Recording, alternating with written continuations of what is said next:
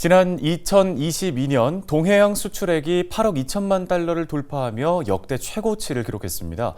세계적 경기 불황 시기에 들려온 동해양의 수출 증가 소식에 많은 관심이 집중되고 있는데요. 네, 오늘 이슈앤피플 시간에는 북방물류산업진흥원의 김정훈 경영지원본부장 연결해서 관련 이야기 나눠보겠습니다. 본부장님, 지난해 동해양 수출액 규모가 사상 최고치로 급증했습니다. 정확한 규모를 좀 알려주실까요? 2022년 동해양을 통한 수출액이 8억 2,459만 달러를 기록을 했습니다. 우리 돈으로 하면 1조 원이 넘는 금액인데요. 2021년, 그러니까 전년 대비 52.9%를 증가한 수치예요. 이게 얼마큼 대단한 거냐고 하면 다들 아시다시피 작년에 우리나라 전체적으로 수출이 굉장히 좀 어려웠습니다. 세계 경제도 어려워졌고 국내 수출이 9.4%로 한 자리 수출에 머물렀어요. 강원도의 경우에는 0.7%니까 사실상 제자리 걸음을 한 거죠. 그러니까 이런 숫자들하고 비교해 보면 동해양을 통한 수출이 얼마나 급증했는지를 알 수 있을 것 같습니다.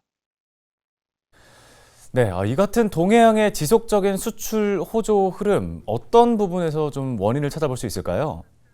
동해양 수출 호조세는 크게 두 가지 그 요인이 있는 걸로 보고 있는데요. 먼저 첫 번째는 동해양 배후의 그 전통적인 산업들이 아주 탄탄하게 받쳐준 덕분입니다. 그러니까 수출의 한 절반 정도는 전선, 시멘트, 합금철, 그러니까 동해양 배후에 있는 대표적인 산업들이죠. 그러니까 이 산업들에서 발생을 했는데요. 또 하나 그것보다 더 중요한 건 2021년부터죠. 러시아 쪽 항로가 다시 재개가 되면서 러시아를 포함한 북방 경제권 국가들과의 교역이 굉장히 늘어난 게 더 큰 역할을 한 거라고 보고 있습니다. 예를 들면요. 동해양을 통한 그 수출이 가장 많았던 나라가 러시아였습니다. 3억 3천만 불 정도였어요. 러시아 이외에도 몽골, 키르기스탄, 카자흐스탄, 그리고 타지키스탄 등등 중앙아시아 국가들과의 무역량이 아주 급증하고 있는 게 굉장히 큰 역할을 한 걸로 보고 있습니다. 그리고 품목별로 보면요. 자동차가 단일 품목으로 가장 많았습니다. 2억 불이 넘었어요. 자동차 외에도 그 포크레인을 포함한 중장비류도 1억 불이 넘게 수출이 됐고요. 그래서 3억 불 이상이 국방경제권 국가들로 수출이 됐다. 이게 굉장히 하여튼 동해양 수출 호조의 요인으로 작용했다고 분석하고 있습니다.